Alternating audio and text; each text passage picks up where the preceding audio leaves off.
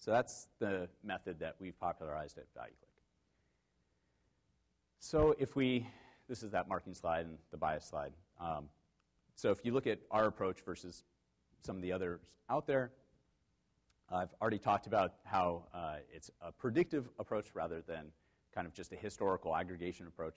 The granular, because it's goal-driven, we're actually finding far more segments because we're not manual, right? We can get down to thousands of segments and constantly update them in real time. And then the adaptive one is kind of a nuance that we do that I don't believe anyone else is doing out there, and that's where you start with a generic segment. So again, kind of you're interested in buying a car. But then over time, we're adapting it down to the brand.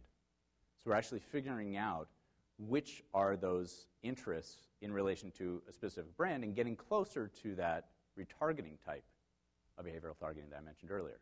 So even if you're interested in buying a cell phone plan, there's probably going to be a difference between the AT&T and Sprint and Nextel and Metro PCS, right? Trying to figure out what are those differences and adapt that model to each of these advertisers over time is part of the technology that we use. All right, this is the reporting. So this is going back to behavioral targeting quotes. Why is it called targeting when that's not the only use of these profiles? So we call the map of trying to visualize this black box of behavioral targeting an audience map. So if you go back to marketers, many of them became marketers because they don't like math, right? So trying to explain, data mining techniques is not always met with the same amount of enthusiasm as this room. So one of the ways we're trying to bridge that gap is to visualize what we do. So each of these circles is an interest segment. This is for real client data. So I can mention the client, but not the segments by name here, but you'll see what they were on the next slide. But the size of the segment is the number of people in it. The CR stands for conversion rate, likelihood to buy this client's online tax preparation software. And the click-through is the likelihood that someone exposed to this ad in this interest segment would click on this ad.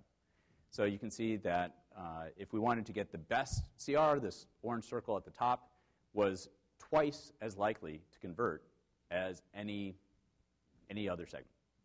And that the best click-through rate is this purple one over to the far right, and that's 2.25 as likely to click. But they're kind of small segments. So maybe you want to mix. So maybe you want to bring in a little bit of reach, have a little bit of performance, and again, kind of a portfolio approach. Not just pick the one best interest, but pick a portfolio of interest segments that will achieve the client's goals. So if we look at what those were, so again, I mentioned this is for TaxBrain. They're the second largest online tax preparation software after Intuit. So what we learned and what was news to them is that golfers were a great segment.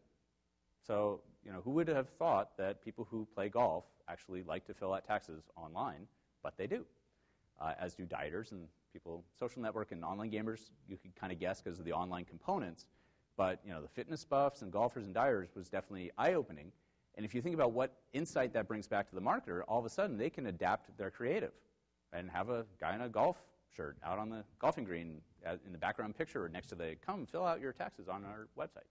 Right? So this is really kind of closing the loop, and that's why I think that behavioral targeting is really going to explode over the next few years because of these types of insights. It's no longer a static ad banner on a static website. It's now kind of this automatic feedback mechanism where you can run a campaign.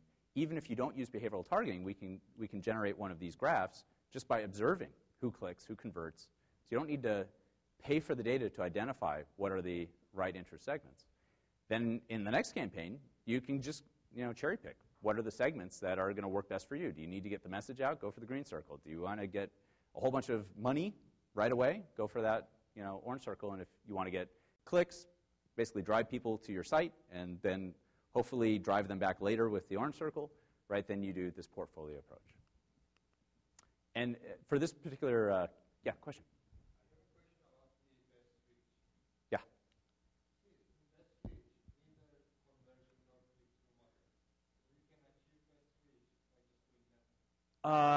True. You could do a run of net to get infinite reach, right? That's going to be the cheapest possible thing because you've got no targeting constraints, so all inventory is available to you. That is your best reach. This actually had a slightly better click-through index. If you look at the chart, let's see if I can get an angle on this. So we filtered out everything that was basically 1 or less. So this was a higher click-through index as well as a large circle. So you're getting some performance, not just random, which is what your run of net or untargeted campaign would have given you. So it's a good point, though. I mean, many advertisers will do that. Say, I don't believe in targeting. I'll just give me the cheapest possible inventory, and I'll spray and pray, and that's how I am a marketer. And okay, as long as the ROI is there, go for it. But I believe that using some technology and some targeting is likely to yield some better results. All right. We're nearing the end. Oh, I'll get to the privacy in just one second. Just final point on this slide. The interesting thing about this campaign, so we did a ABC test. We did no behavioral targeting whatsoever, retargeting only, and then this behavioral targeting, our predictive approach, with the exact same creative, an exact same ad server with the exact same parameters dialed in, same price points across all three. So the only thing that was different was that targeting. And of course, the retargeting is going to win. These people have been to taxpaying before. They're more likely to convert. But the really interesting thing was that the behavioral targeting was almost the exact same click-through and conversion rates, which is, in my world, almost unheard of. Because, sorry, as the retargeting. So the retargeting was, of course, much better than no BT whatsoever. No. I think it is a public slide in another presentation. I think it was about 5x over the site targeting. It wasn't generic run of targeting. It was actually hand-picked sites of finance sites and other things that are likely to lead towards online tax preparation. So we weren't totally doing that. But the retargeting was maybe 5x, and then behavioral targeting was like 4.9x. So it was very close to the retargeting, which normally there's a much larger spread just because they know the retailer's brand. So this was a great case study I was very happy with. We didn't. So one of the differences between, actually it's kind of a segue here, one of the differences between our network and some of the other networks is we don't have any registration data. We don't know if you're a man or a woman or old or young. Or we've got IP that from the IP we can guess through internet latency where you may live, like geo ranges, but it's kind of at the city level, if we're lucky, usually at the state level.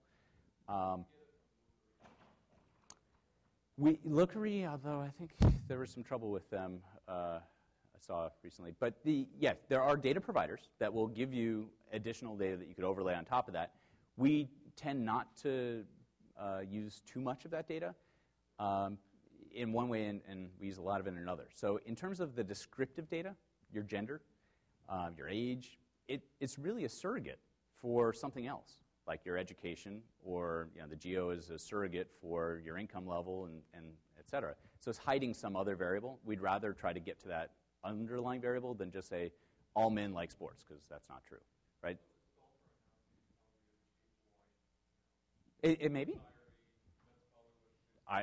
I'm sure it is.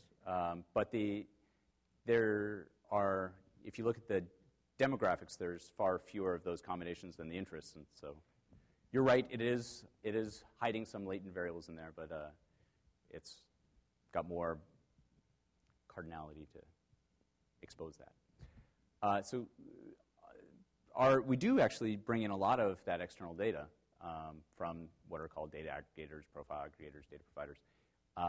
So we're operating the largest